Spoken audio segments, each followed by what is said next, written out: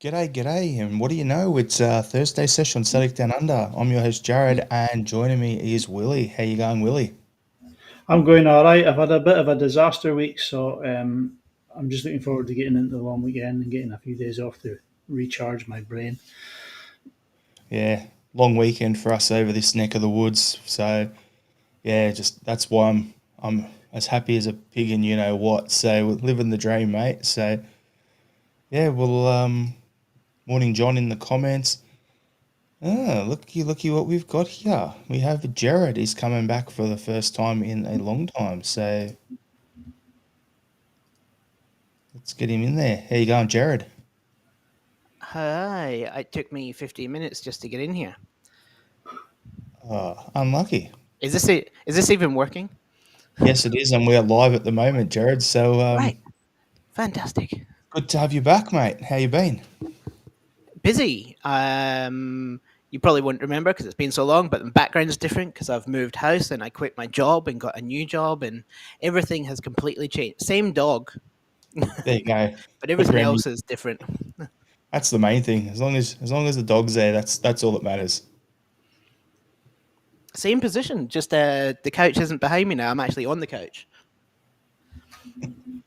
Fun times. So, yeah, we've got a bit of stuff to talk about on tonight's pod. So, the main one is the Scottish mainstream media or the sporting media versus Celtic FC.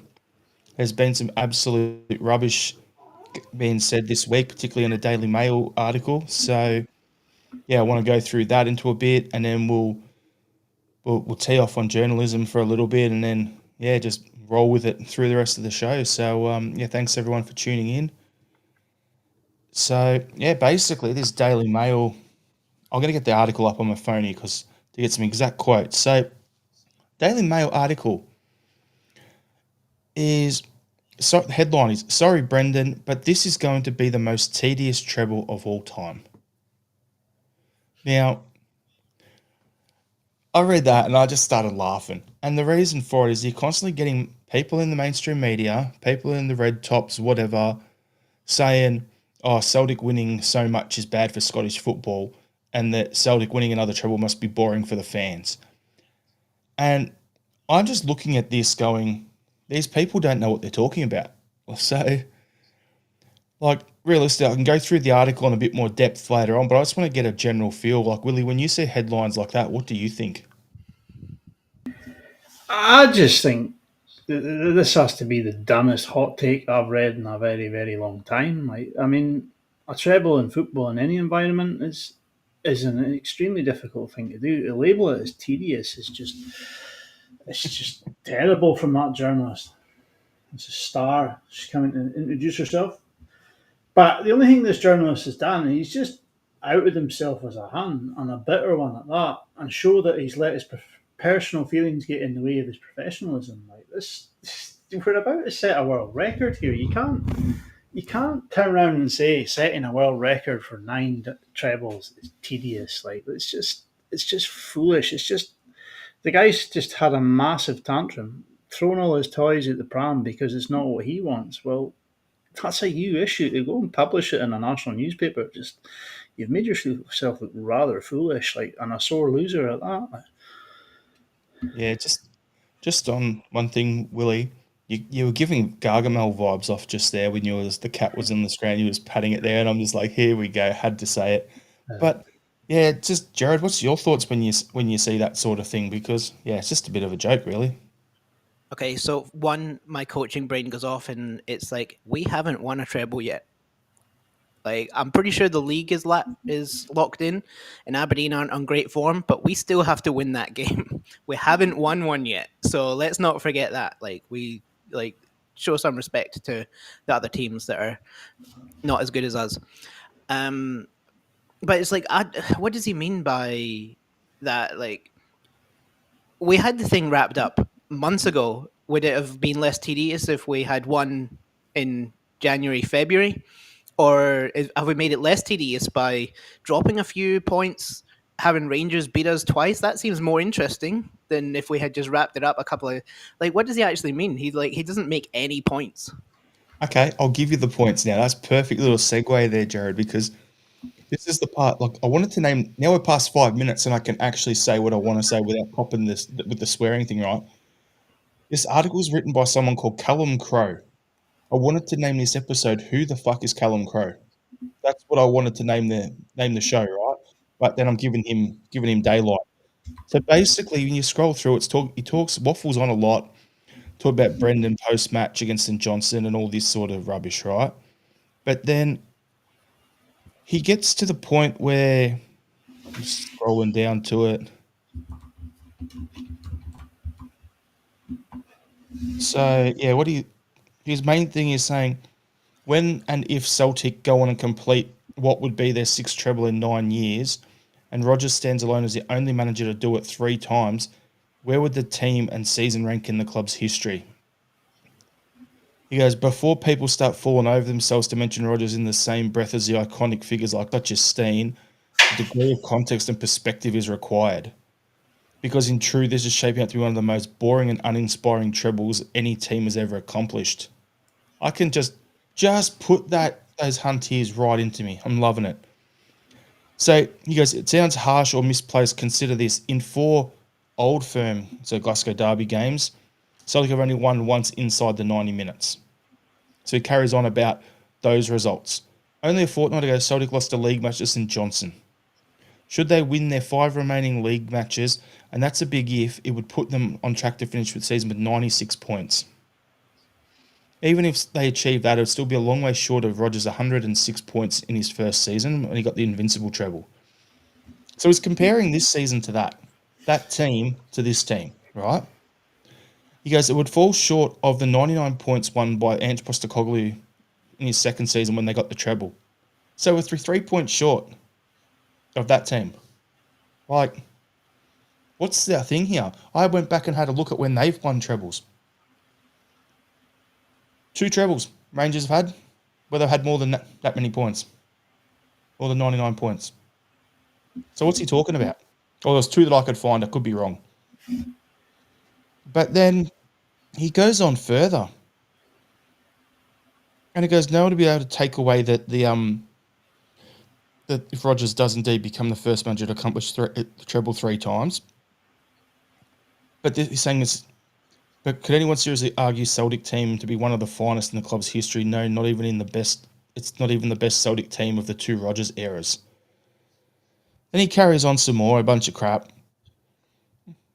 And then he goes, the lack of jeopardy around the title race isn't healthy. It does Scottish football no favours and makes for a boring and uninteresting product. So are you saying the Italian league when Juventus won 8 or 9 straight was boring? Are you saying Germany when Bayern won 10 in a row was boring? Or is it just Scotland because it's Celtic and you're of a blue-nosed persuasion? Then he goes, when Celtic are looking to retain some of their best players, it's not helpful. Why should Greg Taylor sign a new contract to play second fiddle once again once the Kieran Tierney love-up begins and collect a few medals he's already won umpteen times over? Likewise, Rio Hatate, outstanding in the midfield, has allowed him 3 assists. What more is there left for him to achieve in Scotland? Alistair Johnson won't be far behind as a player who clearly has talent and capabilities. Racking up another treble with his eyes closed, can't be doing anything to stimulate Rodgers and strengthen his desire to stay as a manager. And he has a history of getting bored. So that's what he's saying. So basically, he's just waffling on.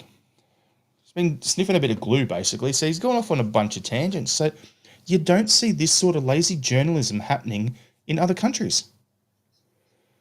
So now going through all of that, Willie, you got any thoughts you want to add? Yeah, they're just shit staring now. Like, you know what I mean? They've had enough of Celtic winning. They can't get near trophies, and it's starting to hurt them. So they're just going to start stirring the pot and try and hope that they'll unsettle someone somewhere. The whole rumours of Brendan Rodgers is going to get bored and move on. Brendan Rodgers came out and said he's 150% going to be here next season. So I have faith that he will be. But okay, he might turn around and say I want away, but he's got another crack at the Champions League next season. You know what I mean? We've got 1 qualifier to go through. It might be a difficult tie, but we would end up in the Europa League if we don't win that. So I don't foresee Brendan Rodgers sort of heading off. But it's not just him. There's lots of other journalists in Scotland. They're going down the same way. I listened to the big Scottish football podcasts, and one of the guys on there just says, "Oh, once Celtic went 1-0 up, that was me. I turned it off. I was bored. Once Celtic go a goal up, they always go on and win, and it's boring to watch." It's like, well, that's your loss, because we played some fantastic football after we scored the first. So if you're turning off at 1-0 because you're bored, then that's on you. Like, you know what I mean? The only thing that's tedious about this is their bitterness. You know what I mean? I don't remember when Rangers were winning all the trophies in the 90s. I don't remember picking up the paper and reading negative press around all this sort of stuff when they were winning. It's just journalism in Scotland. It's just poor. They're biased and they can't hide it anymore. The fact that Celtic's winning everything, it just keeps boiling over now. Yeah, when I used to go down to the newsagent when I was in high school in the 90s and all that's going on, and you get the British Football Week newspaper, and you have all the articles and the scores, right? So this is before Celtic TV and streaming. This was the only way to do it if the CSC wasn't showing games. The CSC, what had happened, they'd send over your game tapes. You'd watch a week, like a month's worth of games in a weekend, and then nothing for 3 weeks. And then, so the only way to get the results quicker than that was to buy this magazine, right? So this newspaper. So I'd go get that. And the articles in there were lifted straight from the Scottish papers. So I know exactly what you're talking about, Willie, and you'd never see this over there. It's an absolute shambles. And Jared, I want to know, like, do you think the media is putting this content out for anything other than clickbait reasons? Probably, and probably a bit of bias as well. They're probably fans of another team, and like you can kind of see the point if you think about other teams. It's like, oh, what's the point if Celtic are going to win all the time? But it's like, well, just get better. It's not like you were mentioning other leagues before, and like you look at the French team, not French team, the French league in like PSG. PSG are were like the Celtic of their league, but then PSG went and spent hundreds of like millions of pounds on people. Celtic are like, yeah, we're much better, but we're not going to spend all the money we've got. We're going to keep it. So it's not like we could go and spend all the money that we've got and maybe do better in Europe, but they're not. They're not spending the money because we don't really need to, because we're still winning in tedious ways apparently without even spending a lot of money. And let's not forget, when they're saying like how we're not that good this year, we were one Liam Scales penalty away from breaking like how many year record of not conceding a goal at the start of a season. So we started off pretty well. It's really only been tedious for the last couple of months. But apart from that, also I watched the other semi-final and it was boring as hell because there was it was embarrassing, like, because there was a lack of skill. They've got the skill, but it was just, let's get the ball and kick it into the box where none of our players are actually there. Whereas like Celtic, when you watch, they were passing there was a lot of skill. There was things to watch that were entertaining. It's just not entertaining if you're not a fan of Celtic, I guess. What you're saying, Jared, like I watched some of the other game as well, and for me it looks more like the easiest way to sum it up is the players work hard. That's the nicest way I can sum it up. It's workmanlike. Get the ball, if you're unsure, get the ball into the mixer and hope something happens. And if you need to break things down, smack someone, cop a yellow, whatever. So it's not pretty football. We at least go out there and try to play football. And the difference is when you're a football playing team and you're going up against a bunch of hammer throwers, it's going to be a massive drop off. So I want to bring through some comments before we go into this a little bit more. So there we go. Brendan McCarthy saying, "Ho boys, on this day in 1965, we won the Scottish Cup. It was the first trophy in 8 years. Enjoy the good times even if they're boring." Yes, Brendan, 100%. After the 90s, growing up watching Celtic through that, I'm not going to be taking this for granted. McLaughlin is saying tedious times FC, and then followed it up with, "I don't know why the chief editor of the Daily Mail even allowed that to print." Because that ties into my next thing is, do you think the Scottish mainstream media is full of people of a blue-nosed persuasion, or is it down to a supremacy-based thing due to their education and the way they were raised? Like, I'll let Willie jump on that one. Yeah, absolutely. I mean, it's like I say, you go back to the 90s, Rangers were winning. It was just all the succulent lamb brigade. They were all eating at David Marrie's hands. And now that the Rangers aren't winning anything, all we're getting is bitterness and resentment. And, it's not even just the journalists. You look at last season, the award for Scottish Player of the Year went to Lawrence Shankland ahead of Matt O'Reilly. You look at the season Matt O'Reilly had last season. He went in a little quiet spell about February time, and Shankland had a good month. And that's basically what they based the Player of the Year decision on. Like, oh well, yeah, Matt O'Reilly drifted off for a month there, but Lawrence Shankland was definitely the best player in Scotland. It's just bitterness. That's all I can say. They resent Celtic. But Celtic are a well-run business. I mean, we competed against a Rangers team that was on financial steroids in the 90s, and we came out the other end with a proper business model in place. And now that success, we're reaping the benefits of that success. We pay out top money for players that we can afford. We get Arnie Engels in for 11 million. We still cut even every season. Season after season, we take in generally more than what we spend. So again, it just shows the bitterness of them. Like, cry harder, you bunch of losers. Like, What you said there, Willie, just reminded me of something happened the other way. So, like, Lawrence Shankland had one good month. Matt O'Reilly won Player of the Month like 4 or 5 times last season. Doesn't get the Player of the Year, right? But then the funny thing to me is, look at Kevin De Bruyne down in England, right? He's twice won the Premier League Player of the Season, but he's never won the Player of the Month ever. So it just shows how crooked and this sort of thing can be. But yeah, I just think it's full of too much that. And Jared, are there too many ex-Rangers players in the media in Scotland? I don't know because I don't read uh, the Daily Mail and all those news things. So I don't want to become one of these shitty journalists and just guess and make up stuff when I don't know actual facts. And that's my answer. They all say they're Partick Thistle fans anyway, so there you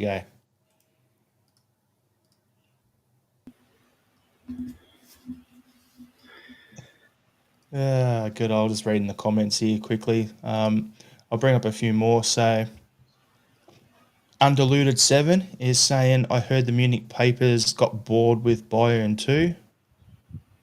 McLaughlin saying, Moon Howling the printed version. John Hutchinson is saying, lazy journalism. Pete McGee, the Daily Mail is the fascist rag. It's right up there with the Sun. So Pete McGee then follows up with, the envy is just oozing out of the blue nose. See you next Tuesday. Got it. And then McLaughlin saying something. The media are trying to get David Gray manager of the year now. If David Gray wins it because Rogers' treble was tedious, that's right up this country's street when it comes to journalism. And that's the frustrating thing. Wouldn't see it, but John's got the best point of the lot here. It's just deflection from the shit show that is happening across the city. Rub every trophy we get in their faces with a smile, and then we do. The thing is, we've got the 55, legitimate 55 now. Once we win this title, we've gone past them in trophy count. They can't handle it, and I'm saying trophy count, the combined, the dead club and this mob. So yeah, it's great fun. Pete McGee is saying he's put up with all the crap in Scotland since the 50s. The country is a cesspit of staunchness supported by biased media. It's pathetic. Yeah, so it's going to be a bit of an interesting one. But yeah, McLaughlin saying every time Celtic won a cup, the newspapers have about 6-page spread about the child abuse cases the very next day. Yeah, they know what they're doing. They sit on stories. Empty Salt's Big Rab is saying, I had a go at the Daily Rangers podcast and got a ban for pointing out they spent 45 minutes just on Rangers. What about the other clubs? Yeah, it's all over the place. So realistically, the reason we've gone into all of this is because I would ask the question, what could be done to fix this issue with the media coverage and journalism in Scotland go to a decent standard. I've asked Liam this before. He said it's too far gone. So it's too entrenched. So wouldn't even bother with that. But what I think is the positive to come out of this sort of situation, this sort of rubbish, is it allows fan media to continue to have a massive influence in this space, whether it's blogs, podcasts, live streams, YouTube channels like we're on right now. It allows us to get on here, talk about it, point out their bullshit, call them out on it, and then get on with it. So, yeah, it's one of those things where I think because they're so poor, fan media has stepped into that gap. And I know I don't really read many of the papers. When I get sent something, if it catches my eye, I'll have a look at it. But the rest of the time, it's like I'm listening to podcasts, watching YouTube, whatever. So I don't know about you, Willie, but how much more time would you put into fan media compared to the papers? I'm more into the fan media now than anything else. I mean, when I first moved over here, I found it difficult because New Zealand isn't a football country. New Zealand, it's rugby here. Everyone's an egg chaser. So to get any form of football conversation with anyone is very limited. So that's what drove me into listening to podcasts. And to start with, I tuned into the BBC podcast, thinking I'll keep abreast of what's happening in all the other clubs, Super Scoreboard and things like that. But like BBC, it got binned last season, midway through last season. It just got too much. The Kenny McIntyre's now the head sports journalist there, and he's a massive blue nose, and it's just the pundits that are on there the whole time. It's always Rangers based pundits, and I just had enough of it. I've binned that, and Super Scoreboard's going the same way. It's just getting boring. It's the same old fans that are phoning in, day out now, and it's just, I've heard your opinion 100 times over, and it generally it's starting to get into a bit of a sort of more Rangers bias than anything else. Like, so for me, on you go. The frustrating thing with the BBC one, Willie, is when Michael Stewart came in, he was a breath of fresh air. Like, yeah. I really liked him when he first came in. And now over the 2, 3, 4 seasons, now he's just become what everyone else on that channel is. And it's just ridiculous. And yeah, you're spot on. But Jared, what do you think about that as well? The fan media, how do you take in everything?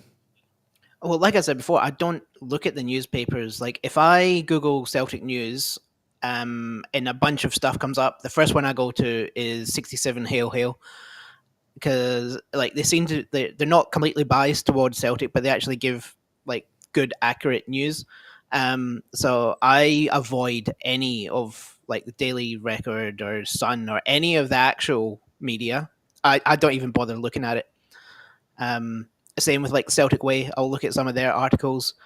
And if I want to know what's going on the other side, I'll watch CJ Nova, who's, funny enough, for a Rangers channel, is less biased than the media. Like, he'll actually give honest opinions on how bad Rangers are going when the actual media will probably not, and they'll gloss over it and make excuses. Funny thing is, Jared, you're the second or third person this week in the last week, 10 days I've heard of mentioned CJ Novo as the only decent one they've got. So now I actually might have to check him out, even though I don't want to. I'll check it out after the next derby when we pump them. But yeah, it's the thing for me, like, I look at it and yeah, I'm just not interested in the like, in particular, the mainstream media. The other one I used to go on was, I used to read a lot of the blogs, and how I got into that as the first stage of fan media before doing the podcast was I go on a Celtic News Now, and they have the list of updated articles that they constantly do, and all the blogs that go in there, and it was great. But then it's got to the point where there's just so many, like, and I see it running our Facebook page, there's just so many articles every day coming through, and there's some decent blogs out there who put out some decent stuff, but then there's other times where, like, I'm gonna just point out a certain demographic that I see on our Facebook group, and the really bad clickbait ones that say, Celtic manager Brendan Rodgers in a car crash, and that's the headline. And then you look at who's posting it, and it's someone from Nigeria, and I'm like, yeah, I'm not sharing that in the group, decline. And then there's another one with a stupid headline talking about, how we're going to sign Virgil van Dijk, someone in Nigeria, decline. I know people like that are trying to make some cash and get a living. So, yeah, I just think it's funny. Like, there's some good blogs out there. Like Liam is doing some great work over at Axom. There's a bunch of others, but yeah, it's all those sort of ones that you've got to look out for as well. So, off the back of talking about, in the media how bad it is, Ali McCoist. I had to say it and have a laugh. I'm only bringing this up off the back of what we've just spoken about, and so we can laugh at Ali's dross. But he's saying that he thinks Brendan Rodgers will be on his way back to the EPL this off-season, even though Brendan said he's 150% going to be at the club. And that he's saying Brendan will go to Spurs to replace Ange when he leaves there at the end of the season. He said that he's done it once successfully, so why not do it again at Tottenham? Now, the talk is Ange is going to be there the rest of the season at Spurs. They'll move on. But McCoist it's like that article I read where the guy's trying to sell 3 or 4 of our players and talk Brendan into leaving. Ali's trying to do the same thing. Brendan, go down to Tottenham. Go to Tottenham. Off you go. So then, what's it matter? Look at how much money we've got. Look at the squad we've got. We'll just bring in another manager and it'll be situation normal. We'll just dominate. So I just had to do that so we can laugh at how hopeless he is. And yes, McLaughlin, 100%. McCoy has got the begging bowl out. Sure does. Willie, I know you've got some comments on Ali McCoy. It doesn't even matter it's about this. Geez, I want to tee off on him for a little bit. Feel free. I'll let Jared, he had his hand up there. I'll let Jared go since it's been a while since he was on, so I'll let him go with this one. I was just thinking, why did he pick Spurs? I know we all know Ange is probably gone at the end of the season, no matter what. But if you're Spurs, why would you bring in Ange and have it fail and go, oh wait, let's go back to the same team and get their next manager who wants to leave? That just doesn't seem like a good business move from Spurs. Never mind anyone else. And also, we would just probably replace Brendan Rodgers with Ange. So exactly. We're not going to drop down anymore. So we've got some comments here. McLaughlin saying, please take Brendan Spurs. Then you've got Pete McGee saying Brendan Rodgers guaranteed he'd be at Celtic Park for 3 years when he signed this time. The Pork Chop Express is saying McCoist is living in dreamland. And then Empty Salts Big Rub saying Rodgers rejected Spurs before they went to Ange via 10 other managers. So, yeah. I just think it's funny. That's why I had to bring it up. But anyway, we'll leave that one there. Transfer rumour, boys. So in January, we put in a bid for Slovan Bratislava striker David Strelic. Now, it's looking likely that he's going to be moving on from Bratislava in the summer window for less than the £7 million Celtic offered for him in the January transfer window. We know what our club's like, and that we always get linked to the same players over and over and over again. Do you think we'll go back and make another crack at possibly bringing in Strelic, or do you think Brendan's going to be working on something else, whether it's an Odson Edward return, or he's going to go back for Kvistgarden, or what do you think, Jared? I want Kvistgarden. I don't think that other guy is good enough, the Bratislava guy. If we're bringing in a striker, he needs to be better than Maida. If they're not, then get a winger so we can keep Maida at striker. I think Kvistgarden, he's young. He's got the passing ability. If we're bringing in someone that we're going to spend, and it's not even that much. What's it going to be? 2-3 million more than what we spent on Ida? Like that. If we're bringing in a striker, I would prefer Kvistgarden for the ones that we're looking at. If not, then don't get someone that's not going to be as good as Maida. Go get a winger instead. And Willie, what's your thoughts? Well, David Strelic's only 24, so he would kind of fit the mould. You know what I mean? He's young enough to sort of get a couple of seasons out and move on. He's about 6 foot, so he's about he might have that building physique. I'm trying to remember. I remember us doing something on him before and having a wee talk about it. I'm just trying to remember what What's that, Strelic? Yeah, I remember us having a wee talk about him once before. Yeah, I'll go there for you now, Willie. So, the Bratislava manager he's resigned to losing Strelic. There's a reason for it. Chris Garden looks like he's off to Spain, so that's not going to happen. But the thing with what we spoke about with Strelic is he played against us earlier in the Champions League when we played Bratislava and thumped him, right? So he was in that team, got no service. But the thing is, we offered 7 million. They wanted 9 for him. Now they're probably going to have to sell him for about 5, right? He looked decent at the Euros. He's only 24. The thing that's probably sticking in your mind, Willie, is I went a little hard on him last time you and me were talking about him for a simple fact. I didn't like the way his agent came out and said, oh yeah, a move to Celtic now would only be seen as a stepping stone to the EPL. We understand it. We understand that's how players think. They're always planning their next moves. But by being that open and abrupt with it, makes me think, why would I want to sign a player now for 7 million or 9 million, which is what they wanted, who realistically doesn't want to be with us for that long? Doesn't want to be with us for 18 months. This will be another not Juranovic, yeah, him or a Giacomakis sort of move. He'll come in, he'll think he's going to be the main man. It's somehow got to knock Dazen out of position, or he's got to knock Eder out of position to get that starting spot. And if he doesn't get it, is he going to get the huff and want to move in 6 months' time? I want someone who's willing to come in. But before we even look to sign a striker or a winger, what are we doing formation-wise? Is Brendan going to stick with his one man up top? Because if that's the case, where's he going to play Dazen? Is Dazen going to be the striker? Because if that's the case, it's going to be hard to sign another striker, so go get a winger, as you said, Jared. But if he's going to go to a 3-5-2 formation and play 2 guys together up the front, that's where Eder and Maeda, or Eder and Strelic, or Strelic and Maeda together makes sense. Then we'd have to bring in someone else, definitely. So I want to know what, realistically, there's got to be a pathway. There's got to be a plan here. And I'm sure Brendan, he's getting paid the big bucks. He'll have an idea for it. But do I think we'll make another move for him in the off-season? Yeah, probably. Now, Willie, I'm going to hold off on the Champions League one for next because it's a lot of reading and everyone will be getting sick of my voice. So what we'll do is we'll skip ahead one and then come back to it. So since James Forrest is about to become the most decorated Celtic player ever in terms of medals, if we win the treble this season, do you think Jamesy deserves a statue at the front of Celtic Park? Now, the reason I'm saying this is Alistair Johnson seems to think so and tells him it all the time, according to some article that I saw.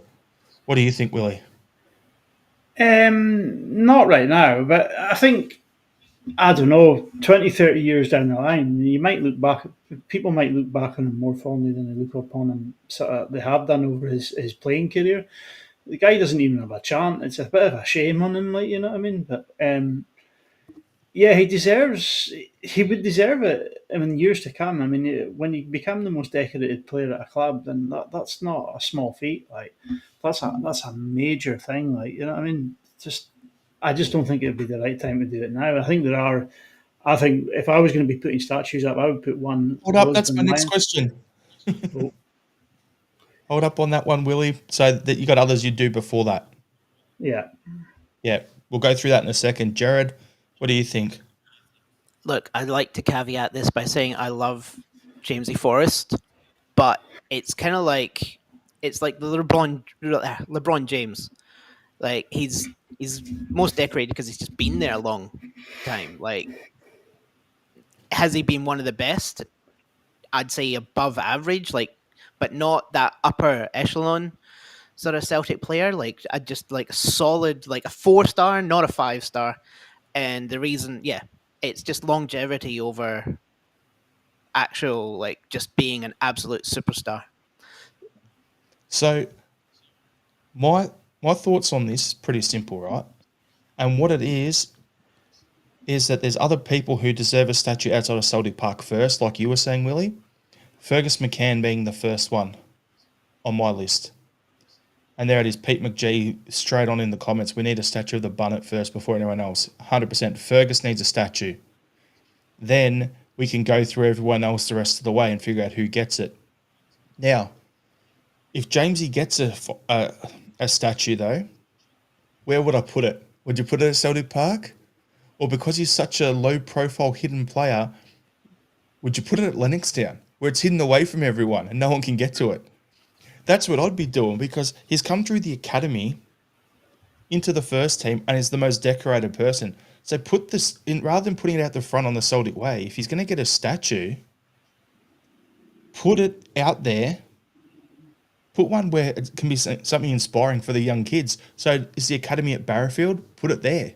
Is the academy training at Lennoxtown? Put it there. Put it wherever those kids can go. That's the pathway. I'll come through the academy. I can make the first team and potentially try and take Jamesy's record. That's what I'd do if it's going to happen. But yeah, Willie, who else do you reckon needs a statue before Jamesy? We've got Henrik in the comments. That picture I've got up there, man, that should be up the Celtic way.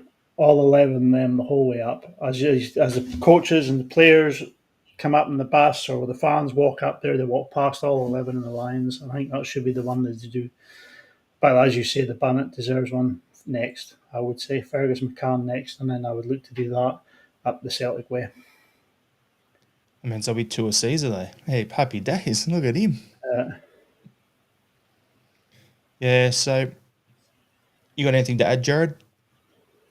I like your suggestion of like Lennoxtown or one of those places for a statue, but why just have a statue of one person? Why can't we do like a statue of 3 people and have Forrest and Calmac and Tierney, all like young Celtic players that have come up and probably like some of the best young players, and just have that statue of like those 3? Could do that. Like we've got that in over here in Melbourne for the NRL for Melbourne Storm, like out the front of the stadium. You've got Cameron Smith passing the ball to Billy Slater. So you've got 2 guys who were born on the same day, came through together, probably the best fullback and the best hooker in the league's history. So you've got those guys as one joint statue. You could do that as well, Jared. Makes sense. Anyway, now we'll go to the next thing there, Willie, that I wanted to talk about before. UEFA are possibly bringing in 3 rule changes for next season's Champions League. All 3 rules apply only to the knockout phase of the competition. Okay, so what they're talking about is after the league phase, the first rule change that they're talking about would see matches at the knockout phase go straight to penalties rather than extra time. So had such a rule been in place this year, Celtic would have only been seconds away from reaching a penalty shootout against Bayern Munich instead of extra time. What do you think of that potential rule change, Willie? A couple of seasons ago, I would have said no because we were hopeless at penalty shootouts, but we've got quite a good record this last couple of seasons. So I would probably say it would be a good one to take in. What are you thinking, Jared? I don't mind it because, like, I mean, it's usually like a midweek game. That's a lot of minutes for players that then have to go and back it up, especially for like smaller leagues like us where we don't have like the depth of English Premier Leagues. But also, they got rid of the home, like, was it home goal? Away goals rule. That's the one. The away goals rule. So say you play the first game at home and then you play the next game away and then it's a tie at the end, then the extra time goes to like has a home field advantage, whereas you didn't get the home field advantage at your. So it's kind of like if you had the away goals thing, then yeah, okay, but so it kind of makes a little bit of sense. Realistically, whatever, like I'll watch whatever. Just make some rules, stick by it, and hopefully we win. What you're talking about with the away goals thing was ridiculous because say if you had a 0-0 draw at home and then you went away and you had a 1-1 draw away, it's still 1-1 on aggregate, but the away team in the second leg goes through. So that's why they got rid of that because the big leagues complained because some little teams were sneaking through. So anyway, the second... It's funny, though, we're talking about home advantage there, Jared, because the second proposed rule change relates to second leg home advantage. So in order to incentivize teams at the league phase even more, teams that finish in the top 8 would be rewarded with second leg home rights through to the semi-finals rather than just the last 16. So say if you're a top 8 team and you're playing, so say Aston Villa came 8th this year and then we played Bayern, we got knocked out by Bayern and then Villa has to play Bayern. The second leg's going to be at Villa, not just for that game, but for every game until they get to the final, through to the semi, so the final 8 teams. What do you think about that, Jared? Yep, I like that. I mean, it gives you more incentive to do well in that first league phase, and then yeah, you've earned it. So I like that. What do you think, Willie? Nonplussed on that one. I'm not bothered. Like, just you got to play them home and away. Yeah, I'd rather the home leg second, but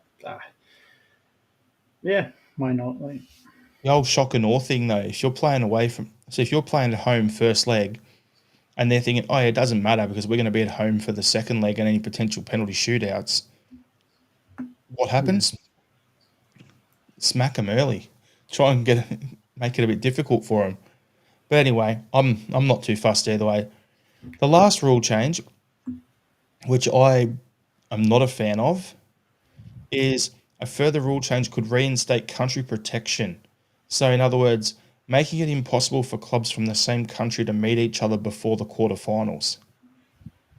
So that was an innovation for this season. UEFA opened up the Champions League to meetings from clubs in the same association for the playoff round onwards. As a result, PSG faced Brest, Bayern Munich took on Leverkusen, Real Madrid took on Atletico. But it appears the bigger clubs are keen to roll it back to the old rule. I like the new rule that was there this season because I don't see why certain leagues should be protected and others aren't. So, what do you think, Willie? nah, been that. I mean, you're in a competition. This is selecting your opponents like based on, oh, we can't play them because they're in the same country as us. Nah, you're in the competition. It should be a free for all. You know what I mean? You get seeded in a pot, and if you get drawn, if Chelsea gets drawn against Liverpool, then so be it. I think there's a scenario here where England could have 6, maybe even 7 clubs in the Champions League this season if an English team wins it. Well, I think no, there is a situation where 7 teams could end up in the Champions League next year from England. How many hoops do you have to jump through to get fixtures sorted and seeding sorted to make sure that they don't meet each other in the league phase? It's just nonsense. Like, just It's bin it completely. not the league phase, Willie. In the Or is league it just phase, the knockout? these are all only for knockout phases when you can't be paired. So during the league phase, they will have they'll do their draw and it will be like it was this year. No changes to the league phase. But it shouldn't be in the league phase either. That's what I'm saying. In the league phase, English teams can't face each other in the league phase, so bin it Okay. from that as well. Just completely get rid of it. Like, Yeah, it should be get rid of it. I just think it doesn't bother me either way. At the end of the day, it's a Champions League. It should just be champions only if we're going to get really hi. funny on that. But anyway, what do you think, Jared? I think there's pros and cons. I mean, it's good like that you're not playing a team that you're going to play twice during the season, so you get a bit of variety. But also, if we're sticking with English teams, say you're an English team and you come up against another English team, it just adds an extra bit of spice to the game as well because it's in a different league. So yeah, to me, I don't really give a shit because it's not like we're going to come up against another Scottish team anyway. But yeah, I can see the pros and cons, and if you like it, you like it. If you don't, you don't. What's Remy think? She wants a treat. Fair enough. She wants belly rubs. There you go. Yeah. So I think that just leaves all that chat there. The last thing we're going to talk about is heading into our next game on Saturday against Dundee United. So this is a potential league winning game for us. Like, we don't even have to win the game. If we draw the game, we've won the league. That's how it is at the moment. We need to lose every single game the rest of the way and have a 40-goal swing for Rangers to be a hope. If we draw, Bob's your uncle, Fanny's your aunt sort of thing. So, not this idiot again. Anyway, you're a loser, Mark, tuning into Celtic Pods, mate. That's all I've got to say to talk about that stuff. Get a hobby, get a life, mate. Anyway, Jared, how are you feeling heading into the match against Dundee United at Tannadice? Is this the day we win the league? Yeah, I think so. It looks like Brendan's kind of turned the team around from the last couple of games. And Dundee United don't really seem to be in great form. I'm pretty sure they'll step it up for this game. But yeah, we don't want to have chucked it away to be able to win it at Celtic Park to just get it on a draw. We need to like go out in style and actually win so that we can win with a win. And I'm pretty confident. Willie, what are you thinking? No, it's a chance to win the title in Tannadice. That'll be the third time in the century we can win the title at Tannadice. I was there in 2008 in amongst all the Dundee United supporters, funnily enough, when we won the title for Tommy. So it's a good venue. Like, it'll be tough. It's going to be Jim Goodwin and his side coming out. You know how he's going to play. He's just going to throw everyone behind the ball and try and make it difficult for us to play. But I really like Tannadice as a venue, so if we can win it, then so be it. Yeah, I agree. Like, get out there, see what the finish line is. Don't just fall over it. Just like run over it full pelt. That's the way I look at it. So we'll get out there and just have a fair income crack and see how we go. So just heading into the game, Willie, like, you expecting to be high scoring or a tough slog? Because you just mentioned Jim Goodwin. You know what his tactics are like. What are you thinking? It'll be a tough slog. Jim Goodwin always loves to close the shop down for us and play that ultra low block. He's quite happy to sit in and just do nothing for the whole game and come away with a normal draw. So they've changed formation a couple of times this season. So they've been playing with three at the back this last week while, but I think they'll probably go to a 4-4-1-1 or a 4-5-1 against us, and they probably won't venture forward unless we commit everybody up the pitch, bar Sinisalo. And that's probably the only kind of situation they're going to head forward on us. So, yeah, but I do think it'll be a title celebration, and I think we will win the game quite comfortably. So, Jared, what are you thinking? Is it going to be a comfortable win? I think so. I think we're going to come out with something to prove. Especially, it's going to be interesting. I'm not going to say who I think, but the starting lineup. He made a few changes after we shit the bed, and the players that have got benched have come off, and it looks like Kun is not back to his best yet, but he looked a lot better last game. Jota looked phenomenal when he came on last game. So it's like either way, if they start or come off the bench, like the team is looking really good, and it looks like we've got like really good depth, and it looks like everyone is hungry. Even Hatate, I've given Hatate a lot of stick because it just didn't look like he wanted to be here, and I stick by that because he still didn't. He had a shit period.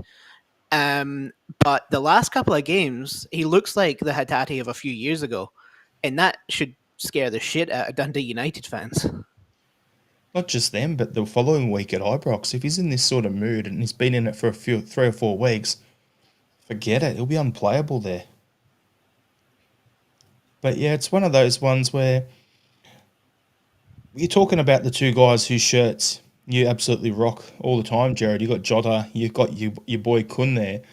And the thing with them is if Ada's starting in the middle, Jamesy on the right, Dazen on the left give us that directness that we need up front, right? And it's been working well.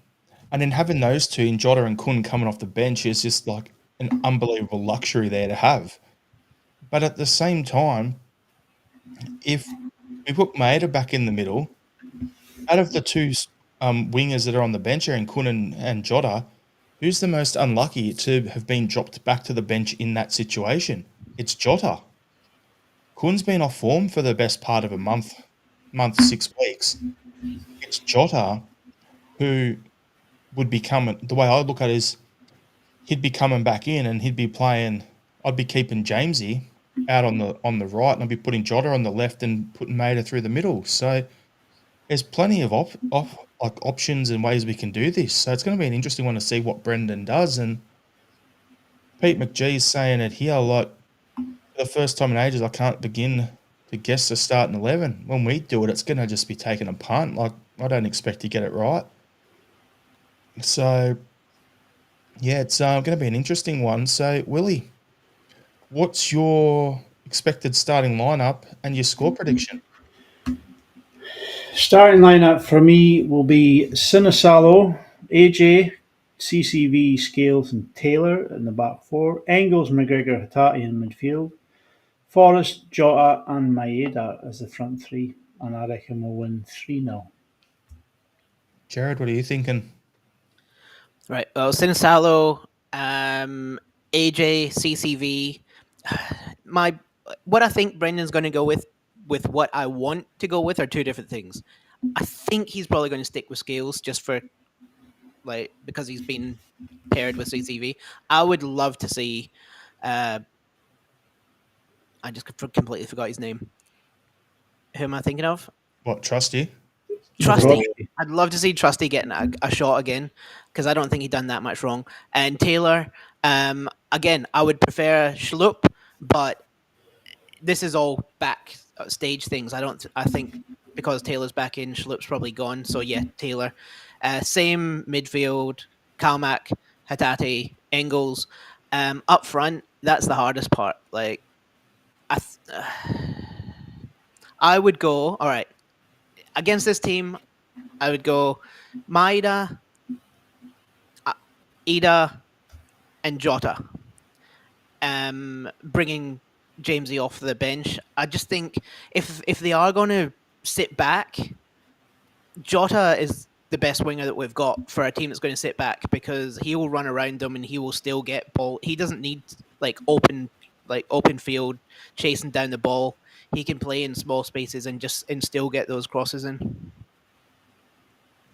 Yep, 100%. So, what I'm going to do is I'm going to bring up a comment here. Pete McGee is saying Willie's just dropped Ida. And Pete McGee is also saying my new grandson is called Austin.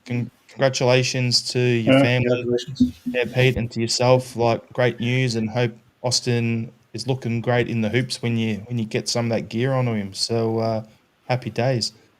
My starting lineup's simple, exactly the same as it's been the last 2 weeks. If it ain't broke, don't fix it. Just go with it. Score prediction: we're going to win 4-1. So yep, title's coming back down the road. It's happy days. It's happening, boys and girls. That's all we want. So yeah, I think what we'll do there is we'll leave that chat there. We'll see what happens, and we'll go to our final thought to end the pod. So since Jared, there we go. Shane's got a final thought here. Jared is back. There you go. So Jared, you get the first one of the final thoughts. All right, my final thought is the Brisbane International Comedy Festival is on in Brisbane, funnily enough. So get out to that. I recommend going and seeing a guy named Jack Knight. He is hilarious. If you're in Brisbane, look up Jack Knight. Go see him. Does he look anything like you with a wig on, Jared? Oh, God, no. He looks homeless, but he's not. And he is an absolute fucking nutcase. Get around Jack, everyone. Willie? Yeah, my final thought is I now owe Jared 20 bucks because Jared didn't die touching himself when Kuhn and Jota took the field together.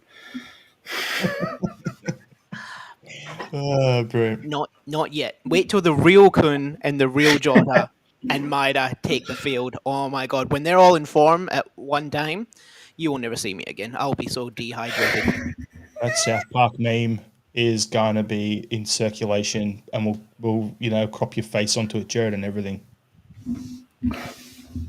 My final thought, well, in Australia tomorrow it's Anzac Day, so if you see a digger out and about or a soldier out, just thank them for their service. They're protecting Australia and New Zealand over the years, so that's all I've got to say. I don't really like to get political in that, but just have to. It's my first Anzac Day since my granddad, who fought in the Vietnam War, passed, so it's going to be a bit of an emotional day for me tomorrow, so thanks to each and every one of them. Thanks everyone for tuning in. We appreciate it.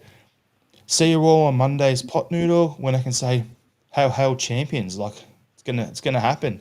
So we'll see you then. Hail. Hail, hail.